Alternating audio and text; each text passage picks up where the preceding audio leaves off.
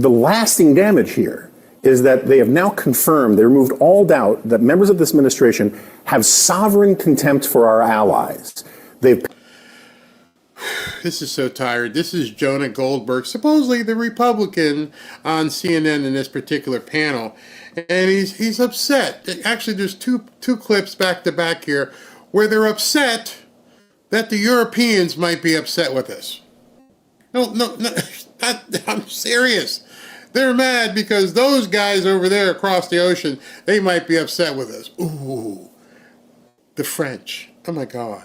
Painted our allies into a corner. They're politicians too. And they can no longer say, well, the adults will prevail. We now know that the adults are actually utterly contemptuous of our allies, utterly contemptuous of Europe, and that's going to make saving this alliance, even after Trump is gone, much more difficult. So, you don't care, Jonah, that they are taxing the hell out of us, but you find it contemptuous that we would tax them. Make that make sense. You're okay bending over and taking it as long as the people in France aren't upset with us, because they might cut off the cheese or the champagne. Seriously? That's your argument? People overseas might get angry at us? Oh, please tell them not to. They don't like this. The party does not like this, but they're willing to give Trump some room to maneuver. But how much is the question? Can I just point out, we're only 2 months into this. Well, before you point out something, can I point out something about her? I don't know where they get these experts. I don't know where CNN and MSNBC get these 25, 30-something and post them as experts that you were supposed to believe. And so she's following up on what Jonah said, and she's just upset that, we're going to piss off the people in Europe. What are they doing for us? We defend them. You think if somebody invaded the United States, the people in France would come over and fight? They couldn't fight for themselves. You think, some of these other countries are going to come rushing to our aid?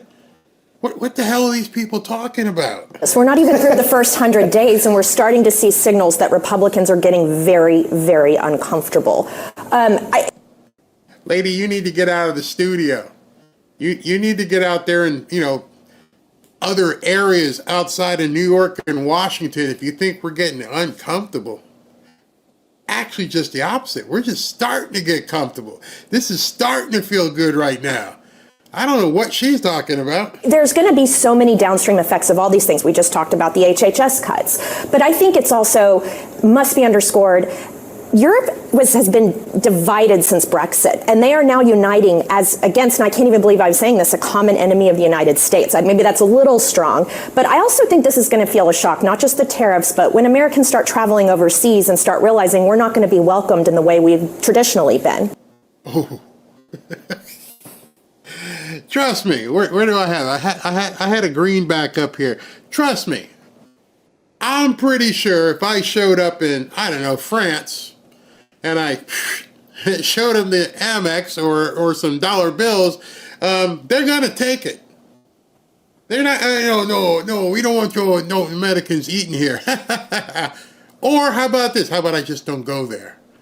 Oh, then how are they going to like that? So you're mad because you think that when people travel abroad that the Europeans aren't going to like us.